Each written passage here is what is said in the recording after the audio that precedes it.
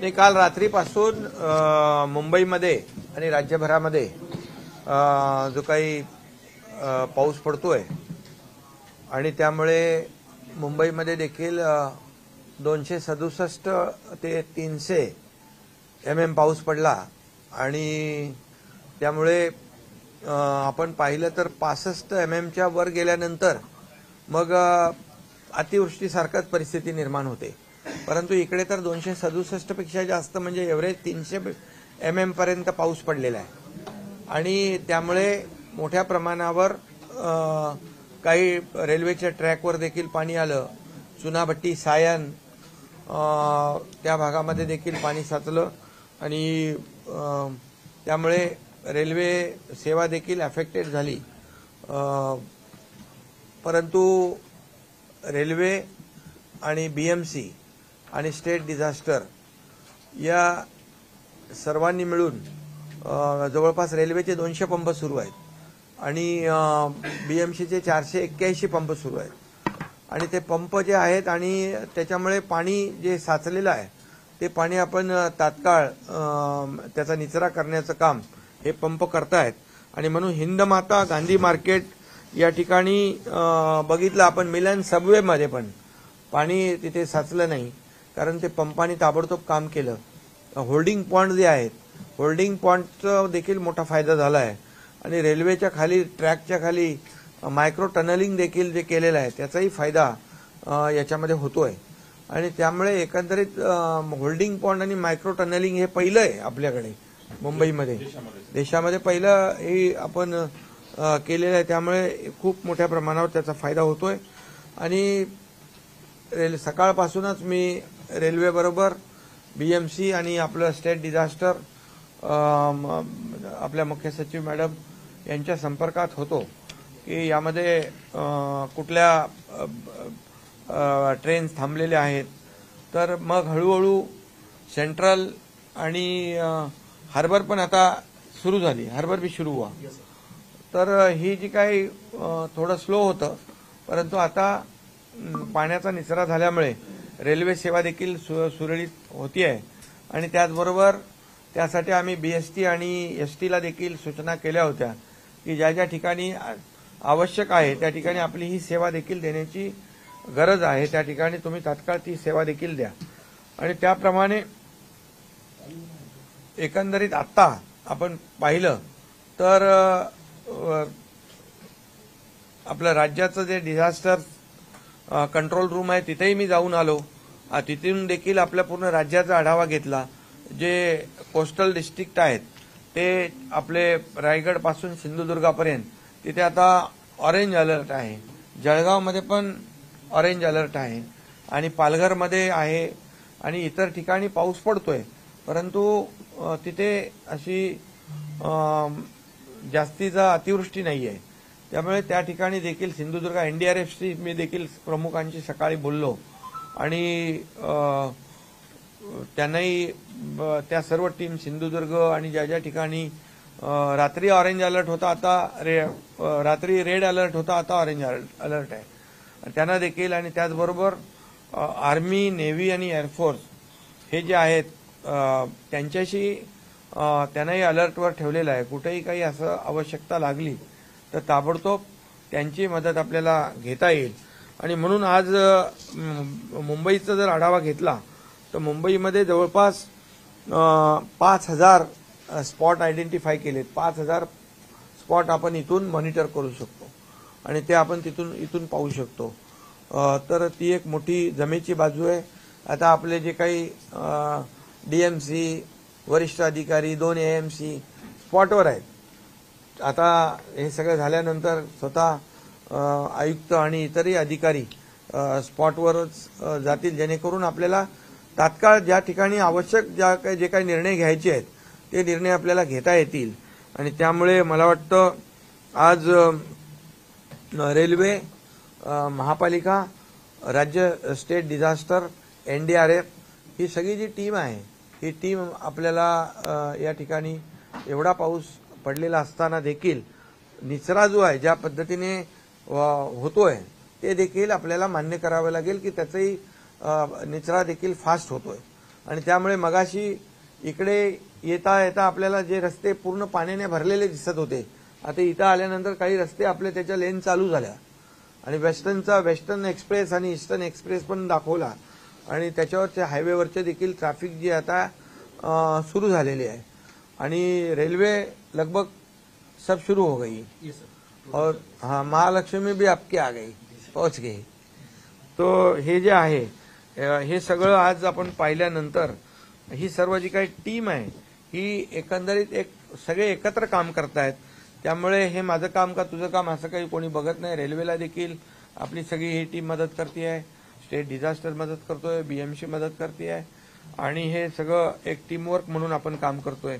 खरं म्हणजे एकाच वेळेस एवढा पाऊस पडला की त्याची जी काही कॅरिंग कॅपॅसिटी जी आहे ही त्याच्यामध्ये त्या पावसाला अनुषंगिक नाही आणि म्हणून आपण जे आता नवीन मोगरा पंपिंग स्टेशन करतोय, माहुल पंपिंग स्टेशन करतोय आणि जे मिठी जी रिव्हर आणि पोयसर नदी जी आहे ही मिठी आणि पोयसर या दोन नद्या आपल्याला त्याची कॅरिंग कॅपॅसिटी वाढवतोय आपण आणि ते कॅरिंग कॅपॅसिटी वाढवल्यामुळे आता काही अतिक्रमणं देखील आपण त्याच्यावरची काढली. आणखी देखील जे नाले आहेत ते रुंद करण्याची आवश्यकता आहे. त्याची कॅरिंग कॅपॅसिटी वाढवणं हे देखील गरजेचं आहे कारण पाऊस आल्यानंतर शेवटी समुद्राकडे खाडीकडे जाण्याचा मार्ग नाल्यावाटी आहे. त्यामुळे याची जेवढी आपण कॅरिंग कॅपॅसिटी वाढवू तेवढं आपल्याला या रस्त्यावरचं पाणी वसाहतींमधलं पाणी आम्ही कमी करू शकतो. त्याचबरोबर पंप गेट जे आहेत मिठी नदीला आपण बसवतोय हे पंप गेट बसवल्यानंतर जे समुद्राचं पाणी उलटं आपल्या शहरात येतं ते येणार नाही. फ्लड गेटमुळे ते समुद्राचं पाणी येणार नाही, परंतु आपल्या इकडचं पाणी पंपाने आपण तिकडे फेकू शकतो. बरोबर आहे ना? तर हाय टाईडमध्ये काय होतं, उलटं पाणी येतं आणि लो टाईडमध्ये पाणी समुद्र घेतो, पण हाय टाईडमध्ये आपलं ते पाणी इकडे येतं. त्यामुळे हा फ्लड गेटमुळे खूप मोठ्या प्रमाणावर आपल्याला त्याचा रिलीफ मिळेल. या ठिकाणी रेल्वेने देखील भायखळा आणि कल्याणमध्ये त्या ट्रॅकच्या काही अडचणी होत्या त्या देखील दूर केलेल्या आहेत. कल्याणमध्ये पण माइक्रो टनलिंग आपने किया है, उसकी वजह से भी बहुत फायदा हुआ है. और वेस्टर्न रेलवे में 12 लोकेशन जो है इसमें जो पंपिंग करना है पाइप पुश किया है तर ते देखील आपल्याला त्याचाही फायदा या ठिकाणी 5.5 किलोमीटरचे वॉल बनाया है और 6 किलोमीटर के पाइप ड्रेन्स बनाया है चैनलाइज करने के लिए. ये भी फायदेमंद है, इसमें होता है. ये नया एक हम लोग कर रहे हैं, आप भी कर रहे हैं और बीएमसी भी कर रहे हैं और स्टेट भी कर रहे हैं. इसके वजह से बिल्कुल फायदा होगा. और मी पोलीस आयुक्तांना देखील आता लॉ अँड ऑर्डरचे जे सत्यनारायण आहेत पोलीस आयुक्तांना देखील मी मगाशी फोन केला होता की आपले जे चौपाट्या आहेत या चौपाट्यांवर देखील काही मुलं खेळायला आनंद घ्यायला जातात तर त्या लाटा ज्या आहेत 4-4.5 मीटरच्या उंच त्यामुळे आपल्याला त्रास होऊ शकतो. त्यांनी देखील ते सर्व क्लिअर केलंय. त्यामुळे असं कुठलाही काही अनुचित प्रकार घडू नये यासाठी सर्व काळजी घेतलेली आहे आणि याचा परिणाम यामध्ये होईल. माझं एवढंच सगळ्यांना आव्हान आहे, नागरिकांना देखील, की आता पुन्हा भरतीचं एक सूचना दिलेली आहे हायटाईडची 1-2 नंतर. तर गरजेशिवाय घरातून बाहेर येणं टाळलं तर बऱ्यापैकी त्याच्यामध्ये गैरसोय कोणाची होणार नाही. शाळांना देखील आपण सुट्ट्या दिलेल्या आहेत. त्यामुळे त्याचं देखील मुलांना देखील ती आपण विद्यार्थ्यांची काळजी घेतलेली आहे आणि एकंदरीत सर्व परिस्थितीला आपण फेस करायला आपली यंत्रणा सर्व अलर्ट केलेली आहे. मला वाटतं याच्यामध्ये आता जे रात्रभर आणि आता जो जास्तीचा पाऊस झाला त्याच्यामुळे जी काही गैरसोय नागरिकांची नक्कीच झालेली आहे. पण पाऊस एक प्रमाणापेक्षा जास्त पडल्यामुळे आणि हे जे आता आपण जी जे पंपिंग स्टेशन करतोय 7, हे 7 पंपिंग स्टेशन कंप्लीट झाल्यानंतर मला वाटतं ही कधीच अशी परिस्थिती उद्भवणार नाही. आणि हे आता आपल्या ह्या 2 वर्षाच्या काळामध्ये त्याचं सगळं ज्या काही प्रक्रिया आहेत त्या आपण पूर्ण केलेल्या आहेत. मला वाटतं वर्क ऑर्डर दिलेले आहेत आणि त्याचंही काम आता युद्धपातळीवर सुरू होईल. आणि हा कायम स्वरूपीचा जो आहे, कारण आपली जी काही मुंबईचा आकार आहे असा सॉसर सारखा, आणि त्यामुळे हे सगळ्या पंपिंग स्टेशन याच्यावर मोठा उतारा मिळेल आणि नागरिकांना दिलासा मिळेल.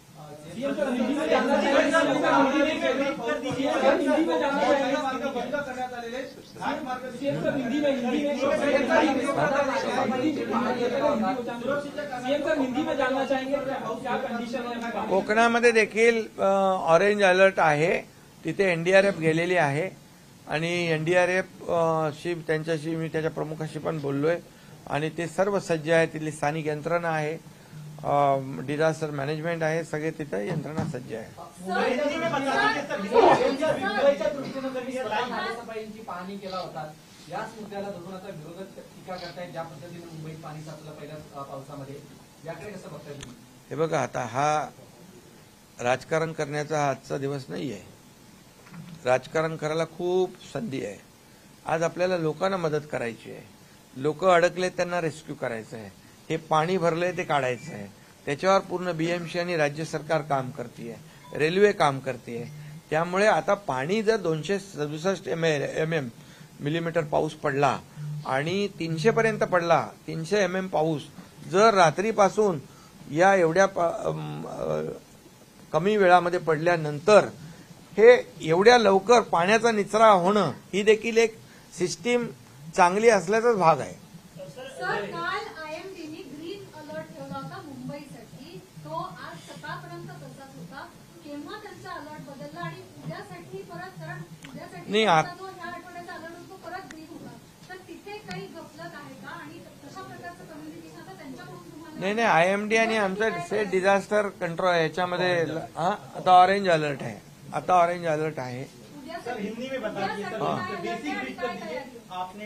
नाही, आता पूर्ण, आता तुम्ही आज पूर्णपणे आता तर ऑरेंज अलर्ट आहे. आणि तुम्हाला सांगतो मी, पूर्णपणे ही सिस्टीम जी आहे आपली, पूर्ण टीम अलर्ट मोडवर आहे. कुठलंही काही आणि पूर्णपणे 24 तासासाठी ही सर्व टीम अलर्ट आहे. 24 नाही, कंटिन्यू हे आपला भाग आहे. त्यामुळे त्याचा तुम्ही तयारीत आम्ही सगळे आहोत.